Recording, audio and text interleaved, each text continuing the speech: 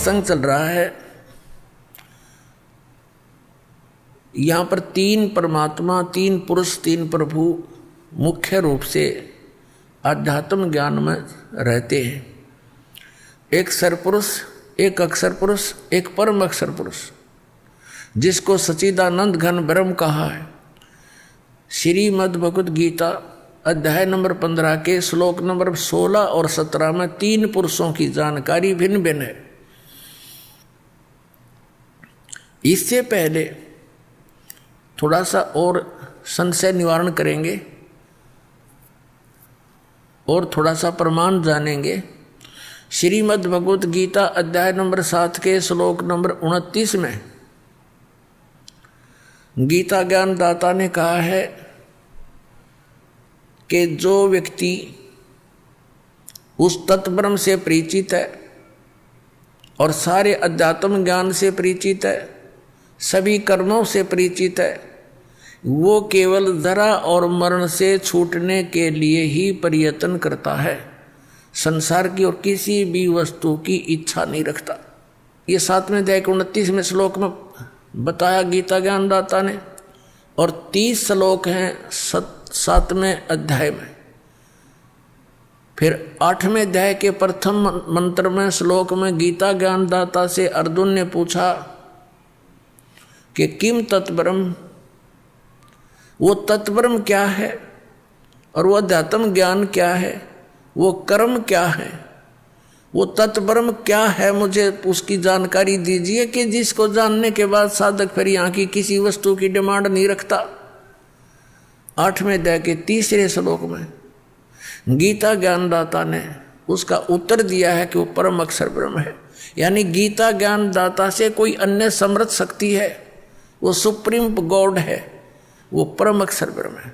अब प्रमाण देखिएगा, ये देखिएगा अध्याय नंबर 7 का, और यहाँ 29वां श्लोक है। यहाँ संस्कृत है इसकी। जरा मरण मोक्षाय, जरा माने बुढ़ापा वृद्धावस्था, मरण मृत्यु, मोक्षाय माने मोक्ष के अर्थ, मोक्ष के लिए, उस जरा और मरण से छुटकारे के लिए माम आश्रित है, मेरे इस ज्ञान का आश्रय करके के तत्वदर्शी संत की खोज कर ले, वो बतावेंगे। उसका आश्रय करके यतनती, ये जो प्रयत्न करते हैं, जरा मेरे उस ज्ञान का को आधार बना कर तत्वदर्शी संत की खोज करके जो प्रयत्न करते हैं, किस लिए, जरा और मरण से छूटने का, ते ब्रह्म तत्विदु कृष्णम अध्यात्म कर्म च अखिलम। इसका अनुवाद देखिए।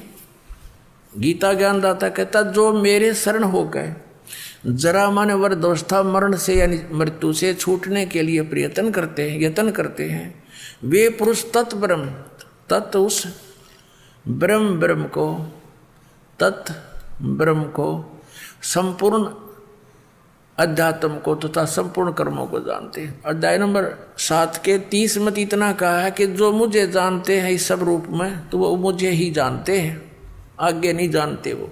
अब इसके साथ ही ये है 8वें अष्टमो अध्याय, इसके प्रथम मंत्र में अर्जुन ने पूछा किम तत्ब्रह्म, अर्जुन वाच किम तत्ब्रह्म, आपने जिस इस तत् ब्रह्म, उस ब्रह्म को, संपूर्ण अध्यात्म को, संपूर्ण कर्मों को जानते। तो यहाँ पूछा है 8वें अध्याय का प्रथम मंत्र में किम तत्ब्रह्म, और कीमत अध्यात्म, और किम पुरुष, किम कर्म पुरुषोत्तम, अधिभूत च किम प्रोक्तम, अधिदेवम किम उच्यते। वह ब्रह्म क्या है, हे पुरुषोत्तम, वह ब्रह्म क्या है। तो गीता ज्ञानदाता ने अब इसी गीता अध्याय नंबर 8 के और श्लोक नंबर 3 में कहा है वह परम अक्षर ब्रह्म है। वह परम अक्षर ब्रह्म है जो गीता ज्ञानदाता से अन्य और समर्थ है। अब हम समझेंगे गीता अध्याय नंबर 15 के श्लोक नंबर 16 और 17 को बहुत आसानी से समझ में आएंगे। सरपुरुष ये ज्योति निरंजन है, गीता ज्ञानदाता श्री कृष्ण में प्रवेश करके बोलता है। और अक्षर पुरुष है ये 7 शंख ब्रह्मांड का स्वामी, जो संसार रूपी वृक्ष का तना जानो। और मूल जो है वो परम अक्षर ब्रह्म है। अब देखिएगा गीता अध्याय नंबर 15 का श्लोक नंबर 16 और 17, ये देखिएगा। इसके नीचे से पढ़ा 16वां यहाँ श्लोक है। द्विवौ इमौ पुरुषौ लोके सर च अक्षर है एव च। इस लोक में दिवो माने 2, पुरुषों माने परमात्मा, वेल नोन है। कौन? सरपुरुष कहो, अक्षर पुरुष कहो। इस पुरुष को हम यहाँ 2 जगह लगा सकते हैं, सरपुरुष और अक्षर पुरुष। और इनके अंतर्गत जितने प्राणी हैं वो तो नासवान हैं, जीवात्मा किसी की मरती नहीं है, तो सबका, गधे की भी नहीं मरती। यहाँ अनुवाद देखें, इस संसार में नासवान और अविनाशी भी ये 2 प्रकार के पुरुष, यानी पुरुष माने परमात्मा प्रभु हैं, एक सरपुरुष एक अक्षर पुरुष। और संपूर्ण प्राणियों के शरीर नासवान है, जीवात्मा तो सबकी अविनाशी है, गधे कुत्ते की भी है। अब 17 में कहा कि उत्तम पुरुष तो अन्य, इन दोनों से, इस सर और अक्षर से, ये 2 पुरुषों से अन्य है। उत्तम पुरुष है तो अन्य, और परमात्मा इति उदारत है, जिसको परमात्मा कहा जाता है। ये लोकत्रयम् आविश्य विभर्ति, जो तीनों लोकों में प्रवेश करके सबका धारण पोषण करता है, अवय ईश्वर है, वो वास्तव में अविनाशी परमात्मा है। उत्तम पुरुष यानी श्रेष्ठ प्रभु तो कोई और है, इन दोनों से, 16वें श्लोक वालों से अन्य है, और ही है।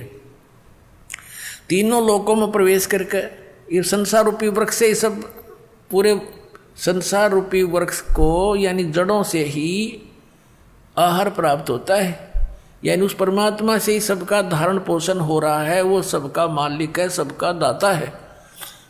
अब यहाँ फिर देखिए, उत्तम पुरुष तो अन्य ही है, जो तीनों लोकों में प्रवेश करके सबका धारण पोषण करता है। वो अविनाशी परमेश्वर परमात्मा इस प्रकार कहा गया है। अब ये विचलित कर देंगे आपको ये तत्वज्ञानहीन 15वें अध्याय के 18वें श्लोक में। अपने आत्मा ये तत्वज्ञान है, और ये तत्वज्ञानहीन प्राणी आपको यहाँ अड़ा देंगे कि गीता ज्ञान दाता ने 15वें अध्याय के 18वें श्लोक में बताया कि वो उत्तम पुरुष मैं ही हूँ। नहीं, यहाँ तो इसने ये कहा कि मेरे अंतर्गत जितने प्राणी हैं उनसे मैं उत्तम हूँ। इसलिए लोक वेद के आधार से, यानी दंत कथाओं के आधार से मैं पुरुषोत्तम प्रसिद्ध हूँ। लेकिन उसने स्पष्ट कर दिया है 15वें अध्याय के 17वें श्लोक में कि वो तो कोई और है, उसको तो तत्वदर्शी संत बताएंगे। बस इतनी सी बात है। ये देखो, इसका यह अनुवाद है गीता अध्याय नंबर 15 का और श्लोक नंबर 18। क्योंकि मैं, इसका अर्थ है यस्मात् सर अतीत है अहम अक्षरात् अपि च उत्तम उत्तम, अतः अस्मि लोके वेदे। लोके वेदे माने लोक वेद में, दंत कथाओं के आधार में मैं पुरुषोत्तम प्रथित माने प्रसिद्ध हूँ। क्योंकि मैं नासवान जड़ वर्ग क्षेत्र से तो सर्वथा अतीत हूँ, और अविनाशी जीव आत्मा से भी उत्तम हूँ। इसलिए लोक और वेद में पुरुषोत्तम नाम से प्रसिद्ध हूँ।